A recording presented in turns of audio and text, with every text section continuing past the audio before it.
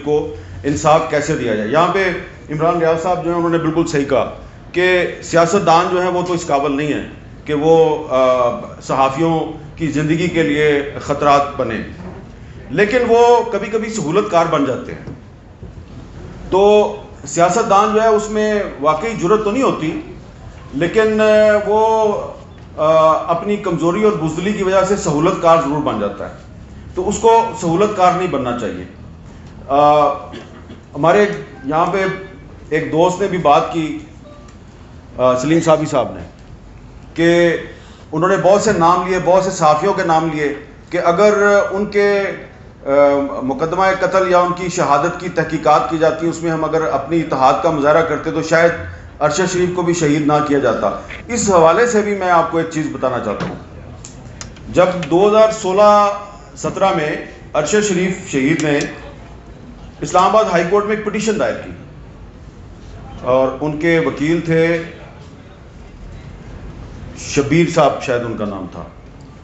تو انہوں نے ایک پٹیشن دائر کی کہ جی جو حامد میر پہ جو اٹیک ہوا تھا تو اس کی جو انکوائری رپورٹ ہے وہ پیش کی جائے. اچھا، اب میں نے جب وہ اخبار میں خبر پڑھی تو عامر متین کے گھر میں ارشد شریف کو ملا. میں نے اس کو کہا یار آپ نے پٹیشن دائر کیا؟ کہتا ہے ہاں جی کی ہے. تو اب میں نے اس کو پوچھا یار خیریت ہے، آپ نے کیوں پٹیشن دائر؟ اس نے کہا جی کسی بھی کمیشن کا پتہ ہی نہیں چلتا، رپورٹ ہی نہیں آتی، تو کم از کم ایک یہ کمیشن ہے، اس میں سپریم کورٹ کا چیف جسٹس جو ہے وہ اس کو ہیڈ کر رہا تھا، اس کی سربراہی کر رہا تھا اس کمیشن کی، تو یہ رپورٹ تو آنی چاہیے نا. میں نے کہا چلو ٹھیک ہے. اب میں نے اس وقت سوچا، معذرت سے یہاں پہ ہمارے پی ایف یو جی کی لیڈرشپ بھی موجود ہے، میں نے سوچا یار یہ کام تو پی ایف یو جی کو کرنا چاہیے تھا، یہ ارشد شریف کر رہا ہے. لیکن شکر ہے کہ آج ارشد شریف کے معاملے پہ پی ایف یو جی خاموش نہیں ہے. اور ایک بات میں آپ کو میں اس میں بہت کلیئر ہوں، بڑی میں کلیئرٹی کے ساتھ آپ کو بتا رہا ہوں. آپ جتنی مرضی یونٹی کا مظاہرہ کر لیں، آپ یو این کو خط لکھ دیں، آپ جا کے حکومت وقت کے ساتھ سارے اکٹھے ہو کے چلے جائیں،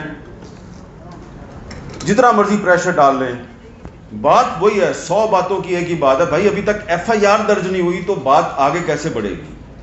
تو کیا ہمارے پاس کوئی ایسا راستہ ہے کہ ایف آئی آر بھی درج نہیں ہو رہی اور سپریم کورٹ کا چیف جسٹس جو ہے وہ بھی ایک از خود نوٹس لے کے اور اب صرف خانہ پوری کر رہا ہے، اور جو حال ہے اس وقت عدالتوں کا وہ بھی آپ کے سامنے ہے، اور جن پر شک کیا جاتا ہے، ارشد شریف شہید کی والدہ نے جن لوگوں کو نامینیٹ کیا ہے ان کا بھی آپ کو پتہ ہے. تو کیا ہمیں انصاف مل سکتا ہے؟ ایک سوال ہے. بہت سے لوگ یہ کہیں گے کہ انصاف نہیں مل سکتا. میں یہ سمجھتا ہوں کہ آپ کو انصاف مل سکتا ہے. کبھی کبھی ایسا بھی ہوتا ہے کہ انصاف جو ہے وہ آپ کو ہائی کورٹ یا سپریم کورٹ سے نہیں ملتا، آپ تاریخ سے انصاف طلب کر لیتے ہیں، اور تاریخ سے انصاف طلب کرنا آپ کا حق ہے. اور جب آپ کو حق نہ ملے تو پھر حق کو چھین لینا چاہیے. اب آپ سوچیں گے کہ یہ ہم انصاف کیسے چھینیں؟ انصاف چھیننے کے دنیا میں بہت سے جائز قانونی طریقے موجود ہیں.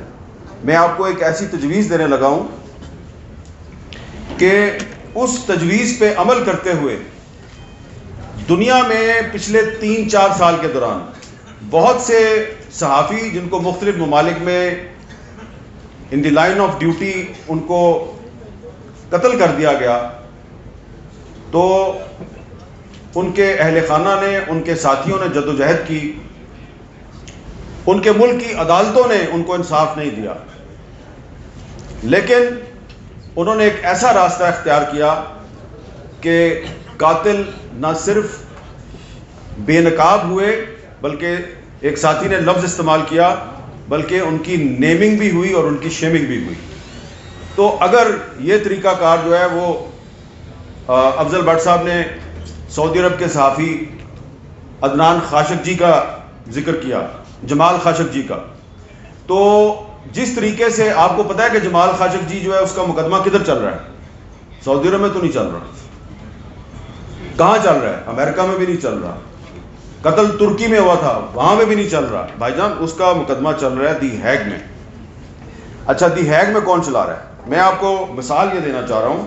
میں آپ مثال اس لیے دے رہا ہوں, میں اس سے پہلے کلیئر کرنا چاہ رہا ہوں, ادھر بہت سے لوگ بیٹھے ہیں اور جو میں آپ کو تجویز دینے لگا ہوں وہ قابل عمل تجویز ہے.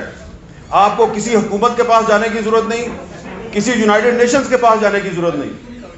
یہ کام آپ نے خود آپ کر سکتے ہیں with the help of civil society. لیکن اس کے لیے جرت اور بہادری کی ضرورت ہے, بھاگنا نہیں ہے. کام آپ کر لیں گے, بھاگنا نہیں ہے اس کے لیے. یہ طریقہ کیا ہے؟ یہ طریقہ برٹرینڈ رسل نے اختیار کیا تھا. جب 1966 میں برٹرینڈ رسل نے ایک رسل کوڈ قائم کیا پیپلز ٹریبیونل کے نام سے. ویتنام میں جو امریکہ نے وار کرائمز کیے تو برٹرینڈ رسل نے ان وار کرائمز کے خلاف ایک پرائیویٹ کوڈ بنائی پیپلز کوڈ کے نام سے. اس کوڈ کا تعلق کسی حکومت سے نہیں تھا. اس کوڈ میں دنیا کے بڑے بڑے جو کانسٹیٹیوشنل ایکسپرٹ تھے, ریٹائرڈ جج تھے, پروسیکیوٹر تھے, سول سوسائٹی کے ایکٹیوسٹ تھے, ان کو بٹھایا گیا. انہوں نے باقاعدہ پروسیڈنگ کی, گواہ آئے, ان پہ جرح ہوئی, اور اس کا جو رسل کوڈ کا فیصلہ ہے, اس فیصلے کے نتیجے میں امریکہ کو ویتنام میں جنگی جرائم کا مجرم قرار دیا گیا. اور جو رسل کوڈ کا جو فیصلہ تھا وہ اس کو کسی نے یہ نہیں کہا کہ جی یہ تعصب پہ مبنی فیصلہ تھا یا ہم اس کو نہیں مانتے.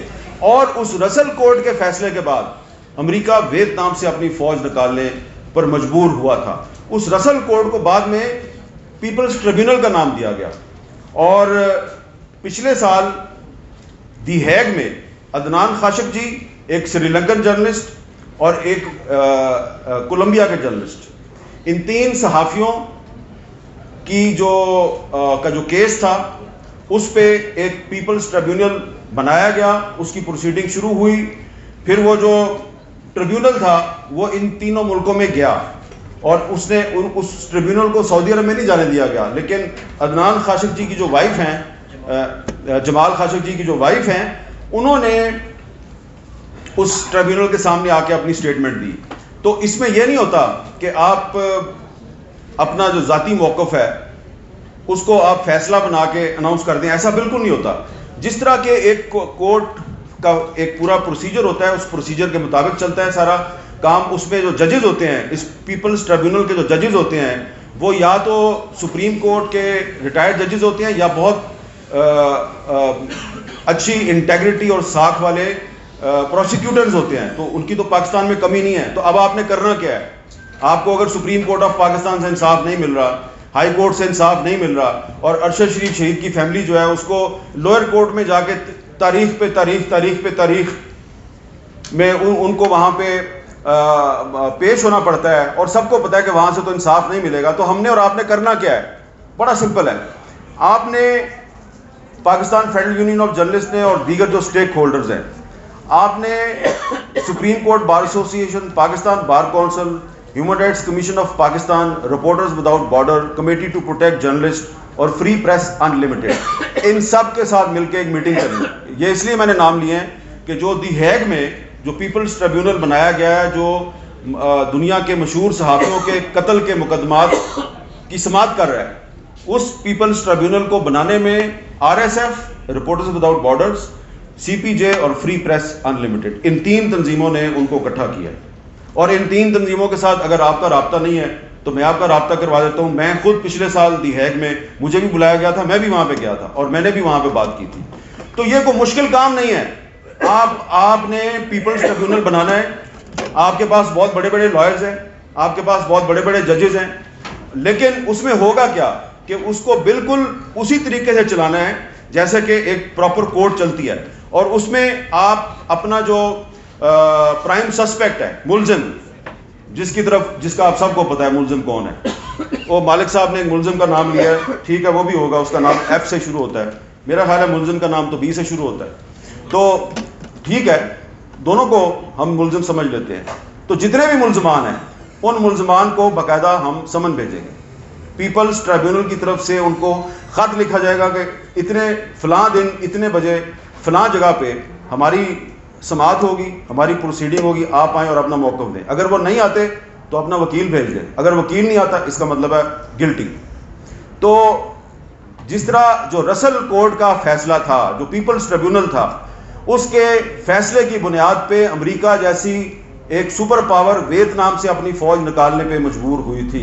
تو میں سمجھتا ہوں کہ اگر آپ پاکستان میں پیپلز ٹریبیونل بنا دیں اور ارشد شریف شہید کا جو کیس ہے اس کو پراپر طریقے سے وہاں پہ آپ چلائیں, تو اس کے بعد نہ صرف ارشد شریف کو انصاف ملے گا بلکہ اس کے بعد سلیم شہزاد کو بھی انصاف ملے گا, موسیٰ خان خیل کو بھی انصاف ملے گا, اور حیات اللہ خان سمیت ان 160 میڈیا ورکرز کو بھی انصاف ملے گا کہ جن کو آج تک انصاف نہیں ملا, جس کا ذکر افضل بٹ صاحب یہاں بار بار کر رہے تھے.